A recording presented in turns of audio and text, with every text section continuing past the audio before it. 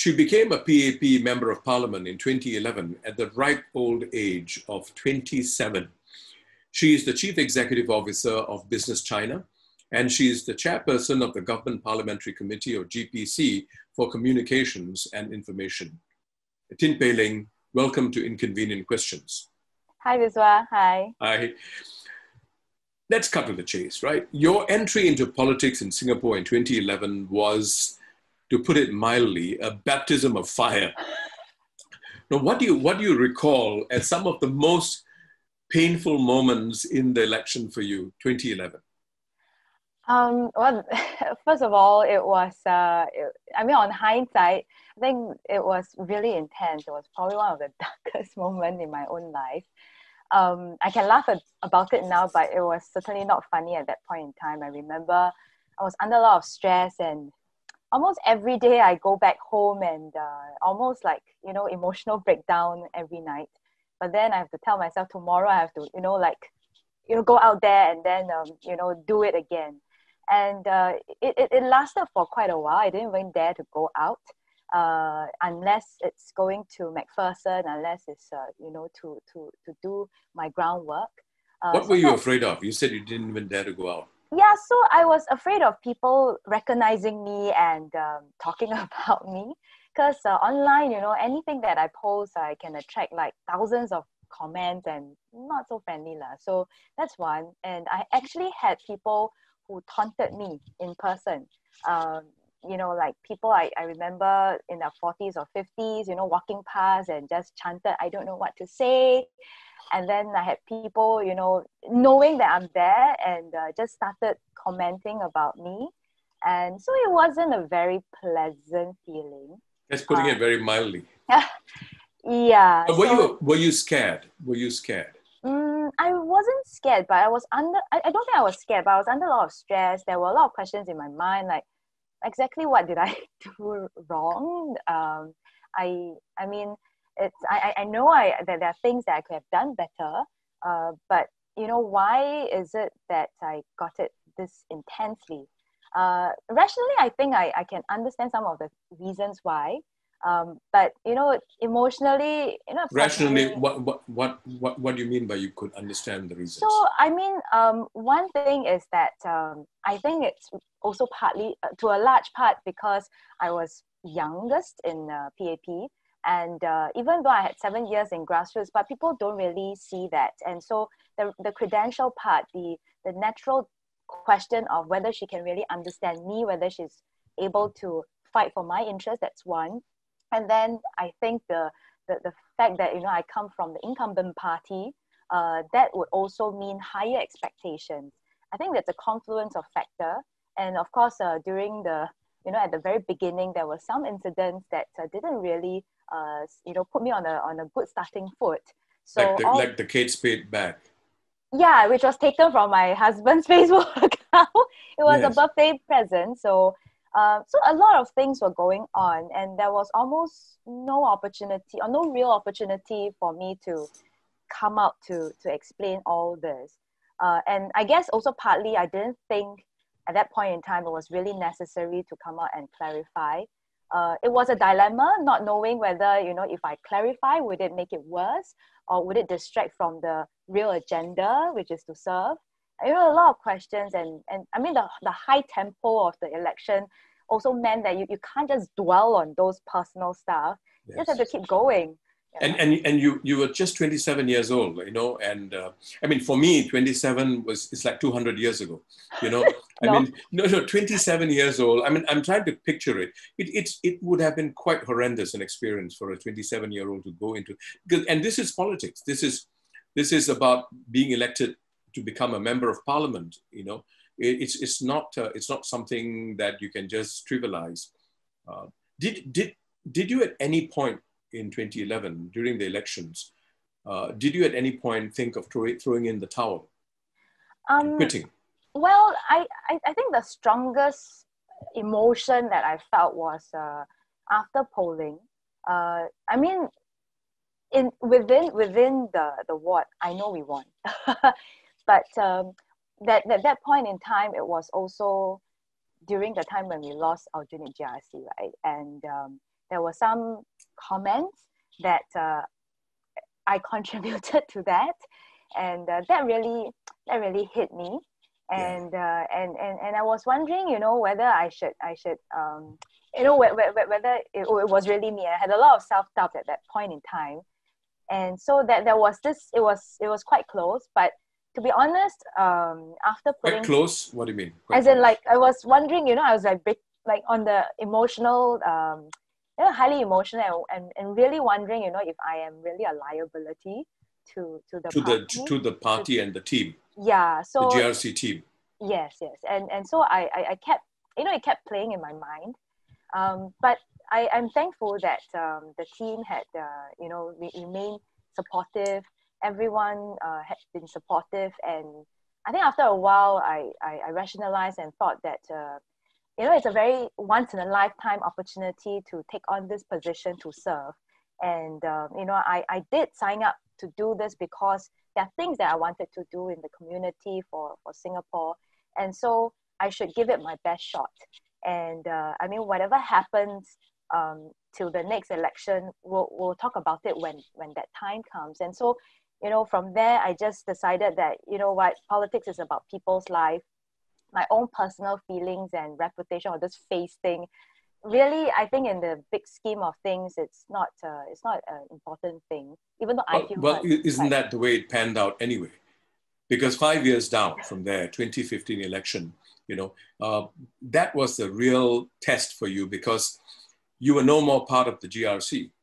Yes. MacPherson was taken out of the GRC, and it became a single member constituency, SMC. And so nobody could then say that you came in on the coattails of a minister or of an ex-PM. Yes, there is. So it was really you. You had to win it, right? And you had some experienced opponents on the other side. Now, but you won with 66%, almost 66% of the votes. How did you feel at that point in time? Well, I actually felt exonerated at that point. but to a larger extent, actually, I was excited and happy, but I'm also very thankful because and this sense of gratitude, that the many parts of this. First of all, I was thankful for the residents because, from 2011 to 2015, they could have just, rejected me. Yeah. They didn't have to give me an opportunity, but they did. And it was wonderful that even during that 5 years, we managed to build up a lot of relationships. And that sense of family within MacPherson was, to me, very precious. Then, of course, my team. Again, they could have just rejected me because, in 2011, I was considered controversial because they thought that I was too young. And I was taking over from my predecessor who had 20 years of experience under his belt, so on and so forth. And so, with all of these, it just made me feel very grateful. And that, it also reminded me that, wow, this is hard-earned. This is the trust that people has given me, and I should really, do even better and put in more effort in the years ahead. And you did. You did. In the 2020 election, you won with almost 72% of the votes on your side. I mean, that's a whopping victory by any standards. So yeah.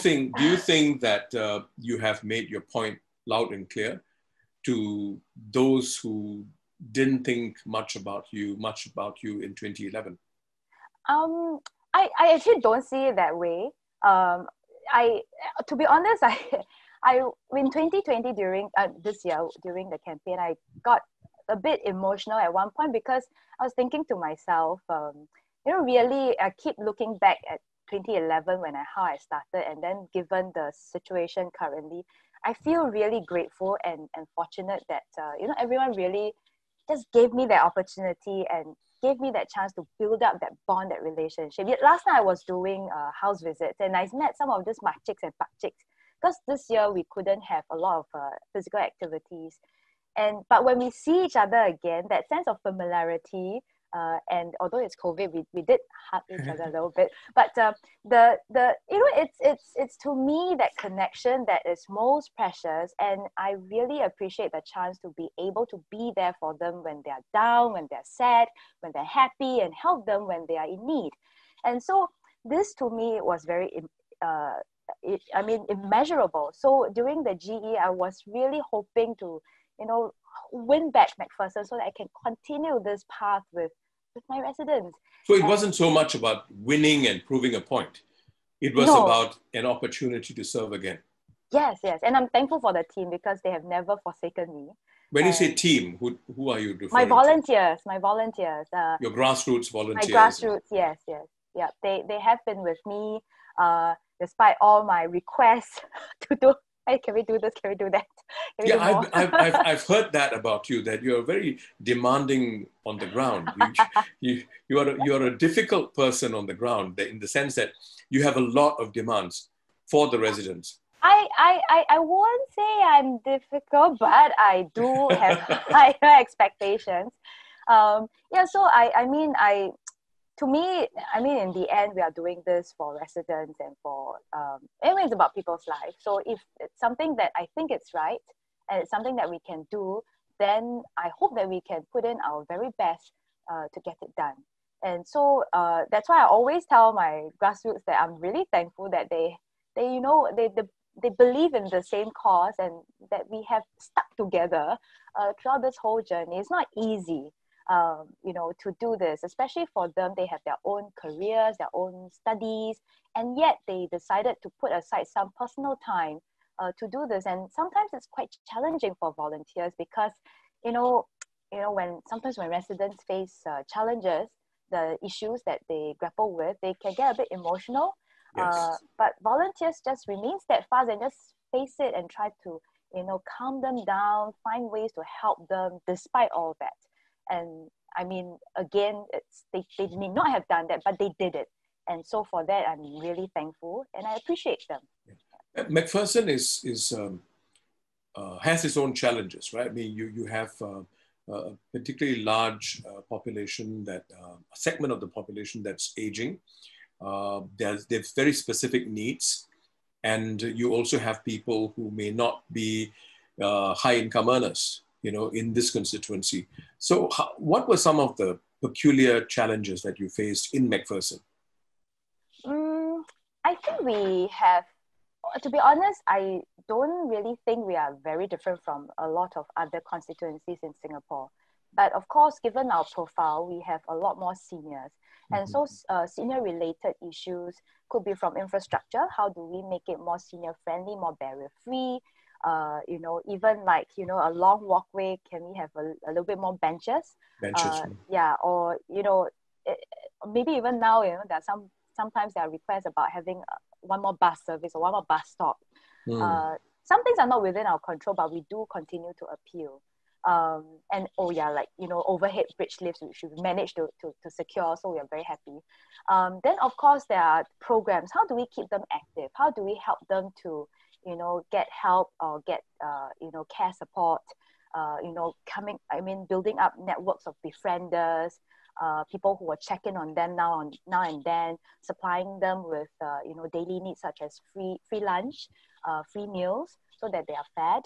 How do we support in their medical expenses? So we come up with MacPherson Care Fund to alleviate part of that stress that they feel. And of course, we also have lonely elderly because with shrinking family sizes and not everyone has got reliable family members, how do we support them, making sure that they are not isolated? So checking in on them is one, having events and programs to keep them engaged is another. So but COVID would have presented added challenges, right? Especially for senior citizens. Indeed. So for those with family, they are still better off because then the family members will come in to check in on them. And for those who don't, then we have to rely on our networks of volunteers as well as community partners to regularly check in on them. Circuit breaker was the toughest because there were a lot of restrictions, but thankfully some of the charity or social welfare type of outreach like free meals get to continue, and then befrienders can call in on them to just make sure that they are fine. For those who are a bit more digitally advanced, because we have been pushing digital skills to awareness to to senior residents. citizen. Yes. And so for those who are a bit more advanced, they get to watch YouTube every day.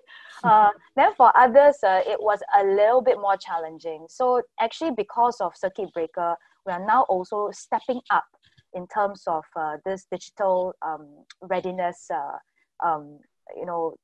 effort to help our seniors to get access to mobile phones, to Right. how to even use it, so that, regardless of what the situation may be, they can stay connected with their loved ones and friends. And technology, a lot of times people think that it will keep people apart. That was, I think, in the past. It's really how we make use of it. In fact, during this circuit breaker, it has shown us how technology can actually bring people together despite the trying circumstances. And so that's been your experience with the seniors as well? Yes, and bring we're still them trying. together. Yes, we are still trying. You clearly delivering on promises and trust are very, very important for you. This is what I'm gathering from people who've worked with you. You're very particular that you don't make a promise that you can't deliver. Now that's very laudable. And in the same vein, in your parliamentary speeches, you said we need to listen and engage our citizens actively. It's a two-way traffic. You also talked about the importance of, understanding the current shortcomings that people, the current shortcomings that we all have, to make sure that we reach out. What do you think can be done better in terms of reaching out, the two-way traffic you talked about, in listening better to the ground? What do you think can be done better? The government has been doing a lot, but what do you think can be done better? Yes. Well, indeed, the government has been doing a lot, from Reach platform to focus group discussions to dialogues. I think they have been doing that. But, I still think that there is a huge gap of information on the ground. And to be honest, my feel is that for that last part there, the last mile there, you need one-on-one or one to small groups. And this is where we really need multipliers, people who will go out there and talk to people one-on-one, personally, to explain what the decision is or what consideration or trade-offs are being involved. If anything, just to share with them what's the latest update that is happening in terms of policies. Especially healthcare policies, CPF, yes. Right? It's a lot of people are confused out there, Yeah. Yeah, so indeed, and sometimes even like silver support schemes, some of these are meant to do good, but it creates confusion. Like some people may mistake silver support scheme as part of the Pioneer Generation package. So these will require us to go out there to talk to them. MPs, volunteers, grassroots, all of us play a role, and it's intensive work because it's a lot of time that you have to spend to explain them in detail, but it's important. Because first of all, I think when we talk about having a cohesion, social cohesion and consensus, I think the first prerequisite is to know to have the information at hand, to be informed. And so that first part of pushing out information, making sure people know what's happening is important, making sure that the accurate information gets to people is important. So then with that, then you can have discussion. Then you can talk about the trade-off. And one thing that I think the government doesn't talk enough about is trade-off. For every decision that is made, there will be trade-off. Why is that important to communicate? I think it's important to communicate because, people have got different opinions. And sometimes everyone has got, pure intentions, but they may not see each other's point, and they may misinterpret each other, misunderstand each other. So even though you had made a decision, a hard decision, without self-service or self-interest, but if someone else misinterprets it, then that trust is broken. You can't proceed from there. And it is also important to see the other person's point of view, either to refine how you do this or how you communicate, or to take in what is feasible or valuable from there. Right. So this trade-off, the articulation of trade-off, the explaining of trade-off is important. And it's very important in engendering trust. Trust in this communication, trust in eventually when you implement it, that people know that it is actually for the good of the masses, and that even if at the fringe there are some messy areas, or that it still requires fine-tuning, maybe some people happen to, miss out, but then, whether we can do something to help pull them in, etc., etc. That they will trust that this will be done, and not that, you know, you're just doing this for yourself. I always get left out, and then that will not be a very healthy development. So this articulation or trade-off, even coming into a consensus of what the trade-offs we should be making, I think is very important. And so in your view, the MP plays a very critical role, because it cannot just be too high up, right? The information cannot be coming from the government, from the ministers.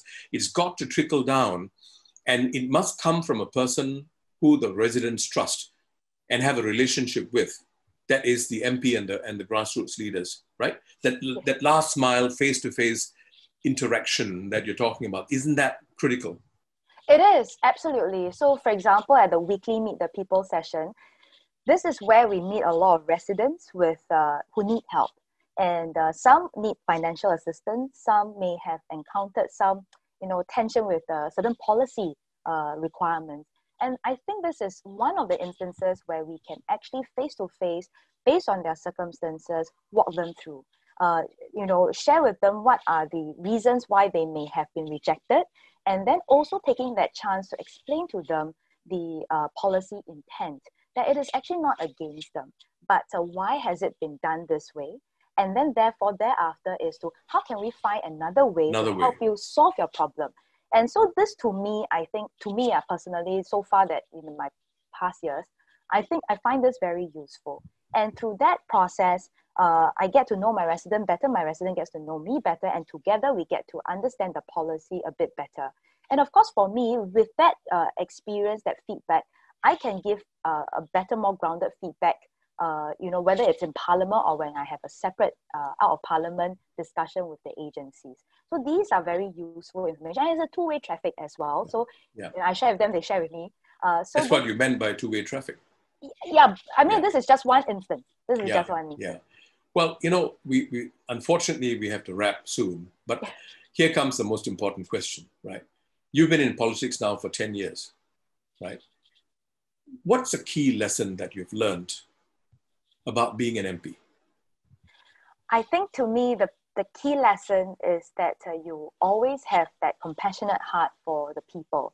And that, you know, at the end of the day, politics is about people's life. And if we can do something to help people, to make it a little bit easier when they face challenges, to, you know, make it better, I think it's all worthwhile. Policies are there to serve the majority, or as best as they can, to tackle the trade-offs and deliver a general good, a public good. But even for us within the community, or even at the individual level, we can do our part to plug gaps. And so this is something that I firmly believe in. Together, we will complement each other and make things work for everyone. And because, you know, and with that in mind, you know, getting to know residents, having that personal connection with them is important, because then I know what their real challenges and what their anxieties are. During COVID-19, the circuit breaker, I felt it the most, because a lot of people were impacted, jobs top of mind. Thereafter is, how do I keep my family going? Bread and butter, where do I find this? And I have people who say that, now I cannot work. I don't know what to do. And so this is where we came in. You know, whether it's to, you know, gather the home sewers, the tailors, those small, you know, stall type of tailors, ask them to sew reusable masks, and then paying them a little bit of allowance to tide through that period of time, so that they feel that, hey, I'm putting my skills into good use, and I'm getting a bit of allowance to get by. And then the finished product is to help the underprivileged. I thought that was wonderful. And to me, during that period of time, you know, when we tried to get help, we actually were a lot more generous with how, you know, we find resources, and then trying to pump in, you know, let's not ask so many questions, just help them first. And then thereafter, when people, you know, come back and say that, you know, thank you in my darkest moment, you helped me. I have this lady who shared that with me, and that hit me a lot, because it really makes all of this so much more meaningful. Yeah, and it really makes what you went through in 2011 worth it. Indeed. Yes. So you're right. we are run out of time, but I want to ask you this is really one more final question, right? Yes. How have you changed as a person how have you changed in the 11 years in politics, in the 10 years in politics? How have you changed? Well, I think at my core, I remain the same person as I was many years ago. My values remain the same. My mission remains the same. But I think how I've changed is that I've grown more mature and more steady. At least when I answer questions with the media, I'm more steady. But I think I get a better appreciation of things. And for one, actually, when I look back at 2011, at that point in time, there were a lot of questions in my mind. And I felt, a lot of emotions, mixed emotions. But actually now when I look back, I'm actually also grateful for that period of experience. That's why I don't say I don't grudge anyone, but I am thankful because it helped me grow. It helped me to become who I am today. I'm much stronger. I would like to think so. And there's a certain, I won't say zeness, but there's a certain calm in me. And it also strengthens my resolve to want to serve people. And I've seen how this has been. It's not just meaningful, but that, if you have the right heart and if you put in the effort, people will see that. And so to anyone who's out there, having your own battles in life, I just want to share that no matter how difficult it is right now, it will be over. Just stay the course and hang in there. Well, Tin Pei Ling, you have definitely matured a lot. But my request is this: remain forever young. Okay, I try. That's your magic. Tin Pei Ling, thank you very much for joining us on Inconvenient Questions. Thank you, and all the best. Thank all you. The best. You take care. Take care.